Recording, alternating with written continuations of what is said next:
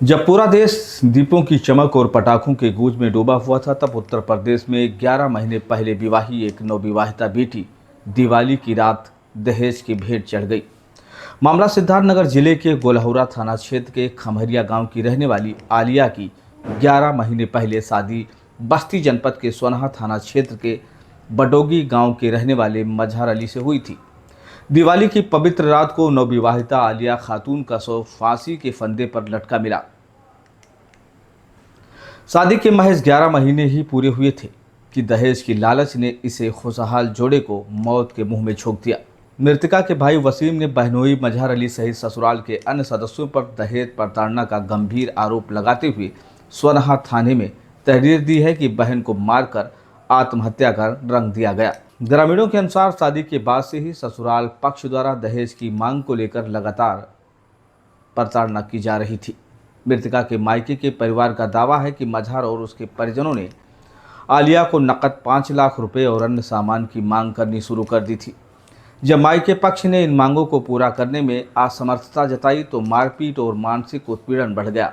बहन रोज फोन पर रोती थी, कहती थी कि ससुराल वाले तंग कर रहे हैं, लेकिन हमने कभी सोचा नहीं था कि यह सिलसिला इतना खतरनाक हो जाएगा। वसीम ने आंसू भरी आंखों से बताया कि बहन की मौत की सूचना ससुराल वालों द्वारा छुपाया जा रहा था।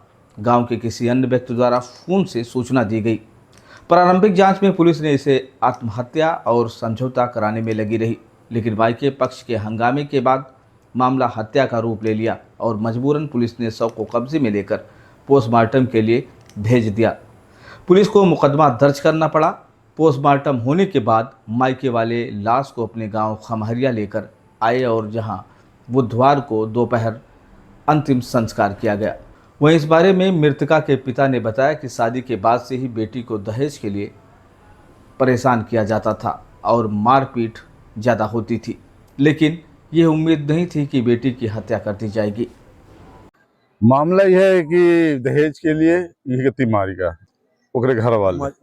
कारण यही है कि पहले तो मोटरसाइकिल यानी किसी चीज की मांग नहीं थी, पहले किसी चीज की मांग नहीं थी, मगर जब तय तमाम हो गया 3 महीने गुजर गए तब बोले मोटरसाइकिल का। किसके लड़के से? लाल मोहम्मद भाई के लड़के से बुलाया गया, उनका उन्हीं का दामाद है, उससे बुलाया गया। पहले गाड़ी चाहिए, मैं बोला गाड़ी मिलेगी।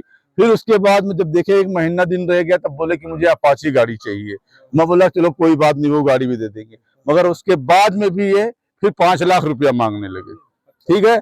और दूसरी बात यह है कि हमें इस चीज का इल्म बिल्कुल नहीं था कि ये यहाँ तक बात पहुंचेगी। अगर उसे नहीं रखना था तलाक दे देता, हमें मंजूर था। अच्छा। हाँ, मगर वो बात यहाँ तक क्यों बढ़ाया? ये सूचना मुझे प्रधान के लड़के ने दिया, उससे नहीं मिला मुझे, क्यों हमें पता ही नहीं इस चीज का था। किसी तीसरे आदमी ने फोन लगाया हमारे घर पे कि तुम्हारी लड़की की तबीयत नहीं सही, तुम फोन लगाओ। जब वहां फोन लगाया गया 3 से 4 मरतबा फोन लगाया गया, नहीं कोई जवाब आया, कोई रिस्पांस नहीं आया। कितने यानी तकरीबन ये वाकया तकरीबन 4:30 या 5 बजे हो चुका था, यानी वो खत्म हो चुकी थी, उसकी डेथ हो चुकी थी। ठीक है। तो ये हमें पता कब लगा है? उसी के कुछ देर के बाद में पता लग गया फौरन।